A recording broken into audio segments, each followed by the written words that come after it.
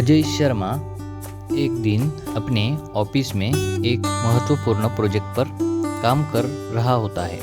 वह अपनी नौकरी में सफल है, लेकिन उसके अंदर एक खालीपन है जिसे वह समझ नहीं पाता।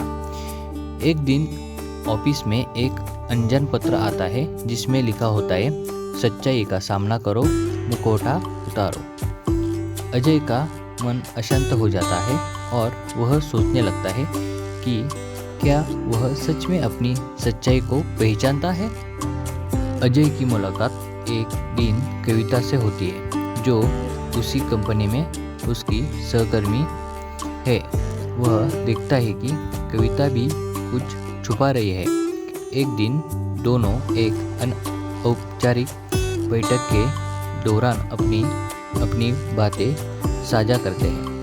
कविता बताती है कि वह हमेशा अपनी मुस्कान के पीछे छुपी दर्द को छुपाती है, जबकि अजय अपनी सामाजिक स्थिति को बनाए रखने के लिए अपने असली भावनाओं को दबा देता है।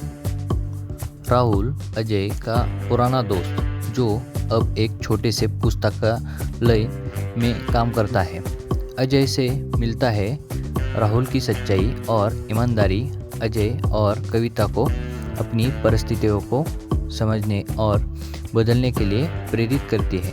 राहुल बताता है, सच्ची खुशी तभी मिलती है जब हम अपने असली रूप को स्वीकार करते हैं। कहानी में अजय और कविता अपनी सच्चाई से भागने की कोशिश करते हैं, लेकिन धीरे धीरे वे समझते हैं कि समाज की उम्मीदों के अनुसार जीने से उनका मन और आत्मा निरंतर पीड़ित रहती है।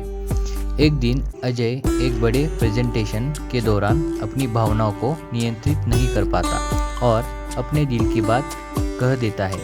वह स्वीकार करता है कि वह अपनी सच्चाई से भाग रहा था और अब वह बदलने के लिए तैयार है। कविता भी अपने काम और निजी जीवन में अपने दर्द को साझा करने का साहस जुटाती है।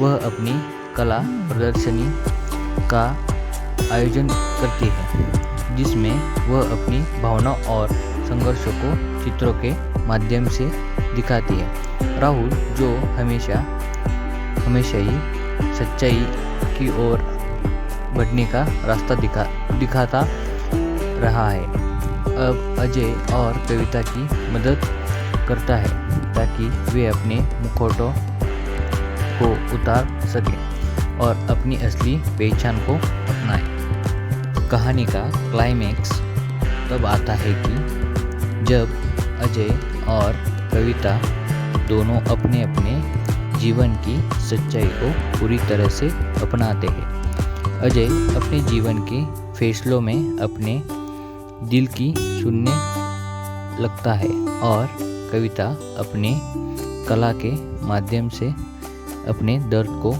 दुनिया के सामने रखती है। राहुल उन्हें एक एहसास करता है कि मुखौटे हटाकर ही हम सच्चे सुख की खोज कर सकते हैं। कहानी का अंत इस विचार के साथ होता है कि जब लोग अपने असली रूप को अपनाते हैं तो वे अपनी जिंदगी को सच्चे अर्थों में जीने लगते हैं। अजय, कविता और राहुल अब अपनी ज़िंदगी में खुले दिल से एक दूसरे के साथ और अपने असली रूप में खुश रहते हैं। यह कहानी समाज में लोगों द्वारा पहने जाने वाले मुखौटों की पहचान, उनके दर्द और सच्चाई को छुपाने की भावना को उजागर कर देती है।